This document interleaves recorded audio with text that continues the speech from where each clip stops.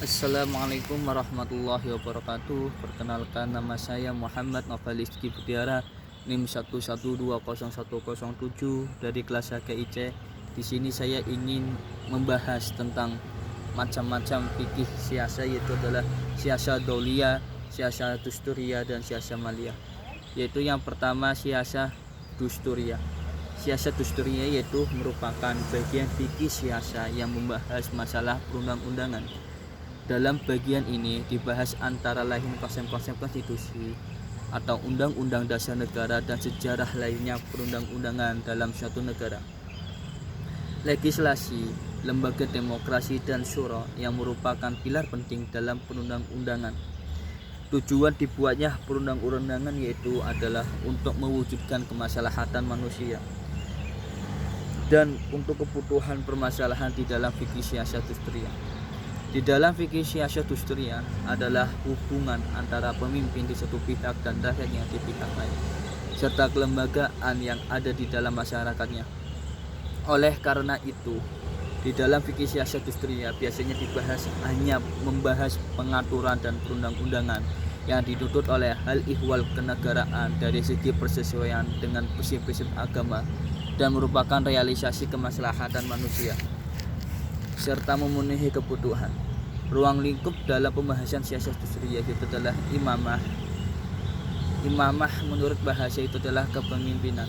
Imamah yang memiliki arti pemimpin, laksana ketua yang memimpin bawahannya.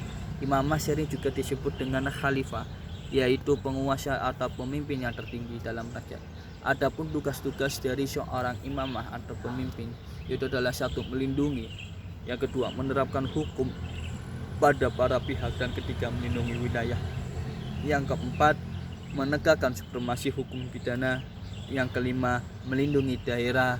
Yang keenam, memerangi para penentang Islam. Dan ruang lingkup yang kedua yaitu adalah rakyat, kewajiban atau hak-haknya. Adapun mengenai hak-hak rakyat, Abu Al-Maududi menyebutkan bahwa hak-hak rakyat itu adalah yang pertama, perlindungan terhadap hidupnya, perlindungan terhadap kebebasan pribadi, kebebasan menyatakan pendapat atau berkeyakinan, terjaminnya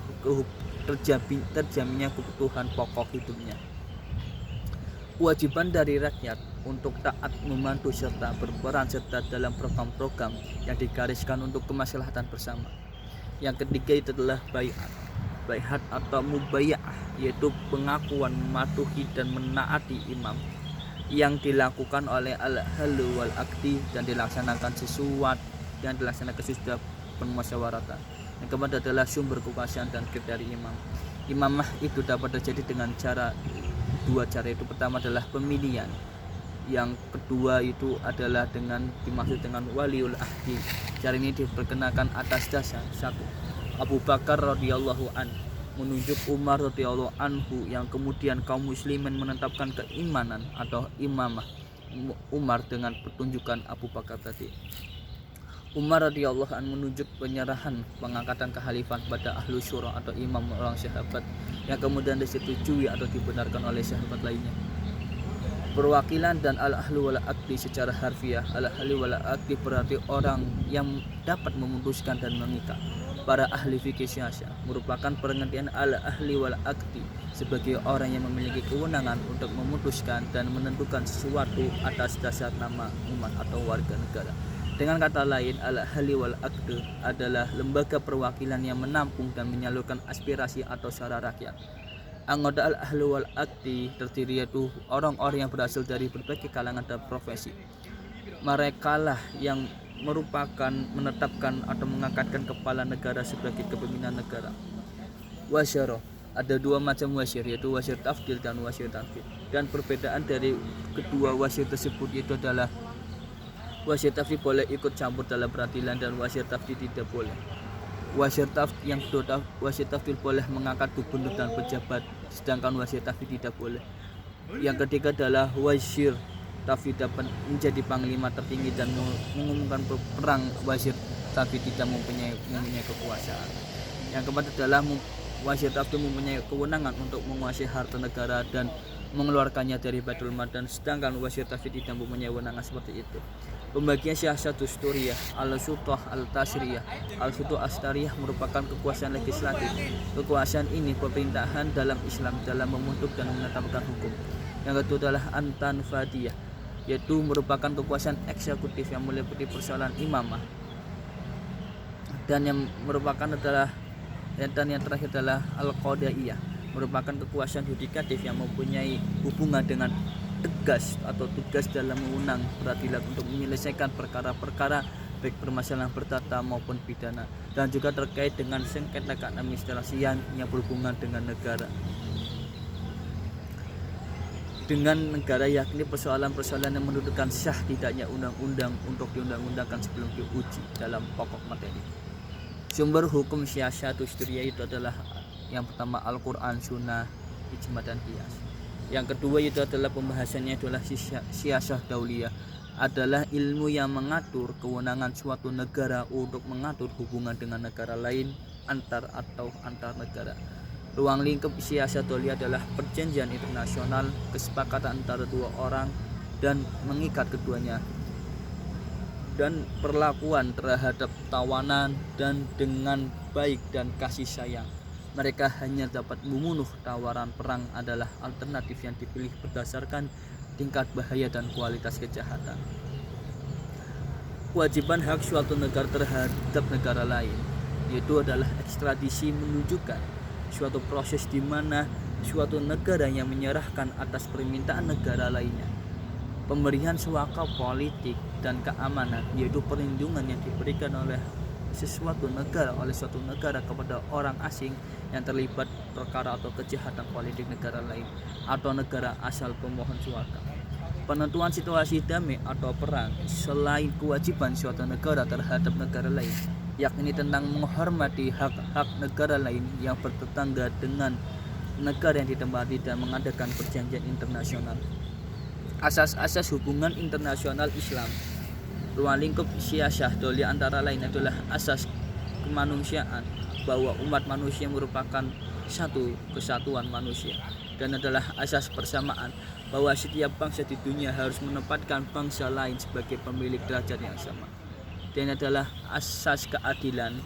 Yang keempat adalah asas musyawarah, mengajarkan bahwa kesepakatan bersama dalam suatu perjanjian merupakan hasil dari keinginan yang telah disepakati oleh kedua pihak. Dan adalah asas kebangsaan. Sebagai warga negara, kita harus memiliki kewenangan kepada para pihak yang terlibat kerjasama untuk melakukan perbuatan apa yang dilakukan. Asas kehormatan manusia menghendaki agar satu barang dasar siasat dauliyah, yaitu adalah kesatuan umat manusia, al-adalah atau keadilan, al-musyawah atau persamaan, karomah insaniyah atau kehormatan manusia, tasamuh atau toleransi, kerjasama antara kedua belah pihak, kebebasan atau kemerdekaan, perilaku moral yang baik, akhlakul karimah atau akhlakul karimah. Dan yang ketiga adalah fikih siasah. Fikih siasah secara etimologi adalah mengatur politik keuangan atau yang mengatur hak-hak orang miskin, mengatur sumber mata air atau irigasi dan perbankan. Hukum dan peraturan yang mengatur hubungan di antara orang kaya dan orang miskin, antara negara dan perorangan, dan sumber-sumber keuangan negara. Di dalam fikih siasah maliyah, pengaturannya difokuskan juga kemaslahatan rakyat dengan rakyat, harta dan pemerintah atas kekuasaan. Ada beberapa sumber hukum siasah, yaitu adalah Al-Quran, yaitu terdapat dalam surat Al-Hasyr ayat 11. Yang kedua adalah contoh hadis yang sebagaimana artinya, orang yang bekerja untuk orang yang lemah dan orang yang miskin adalah seperti orang yang jihad di jalan Allah. Hadis riwayat Al-Bukhari, Muslim dan Tirmizi. Ruang lingkup siasah maliyah adalah bagaimana cara kebijakan harus diambil untuk mengharmonisasikan antara orang kaya dan orang miskin agar kesenjangan antara orang kaya dan orang miskin tidak semakin melebar. Islam menunjukkan bahwa kepedulian yang sangat tinggi oleh orang fakir dan miskin pada umumnya. Kepedulian ini yang seharusnya diperhatikan oleh para penguasa atau pemimpin agar masyarakatnya tidak mengalami kemiskinan dan terbebas dari himpitan ekonomi. Terdapat beberapa sumber dan konsep keuangan negara. Para ulama membuat konsepsinya dan membagi sesuatu dengan kegunaan dan sumber keuangannya, yaitu beragam macamnya, yaitu yang pertama hak milik, telah menetapkan adanya hak milik perseorangan terhadap hak harta kekayaannya telah dihasilkan tidak melanggar hukum syara. Yang kedua adalah zakat. Zakat adalah sejumlah harta yang tertentu yang diwajibkan oleh Allah untuk memberikan kepada orang yang berhak menerima. Zakat mulai diberlakukan dan diwajibkan kepada umat Islam pada tahun kedua Hijriah atau pada tahun 2 Hijriah. Zakat meliputi zakat mal atau binatang ternak, emas dan perak dan sebagainya, yaitu yang lainnya harta rikas atau harta pertemuan dan zakat fitrah. Kewajiban dalam harta gharimah untuk dibagi 5 dan menyalurkan 1/5 kepada kelompok yang telah disebutkan Allah dalam Al-Quran, dan sisanya dibagikan kepada anggota pasukan yang ikut tempur. Yang kedua adalah jiz'ah hasbi asyodiki, mengistilahkan jiz'ah dengan pajak yang diwajibkan keadaan semua orang non-muslim laki-laki merdeka, sudah dewasa, sehat dan kuat serta masih mampu bekerja. Tentang fa'i atau harta yang diperoleh tanpa pertempuran. Dasar akhirnya dalam betapa firman Allah ketika pecah perang Bani Nadir dan pasca perang Badar. Itulah Baitul Mal. Al-Quran dan hadis mengatur secara langsung masalah Baitul Mal. Baitul Mal bertugas dalam mengawasi kekayaan negara, terutama pemasukan dan pengelolaan, maupun dengan masalah pengeluaran dan lain-lain.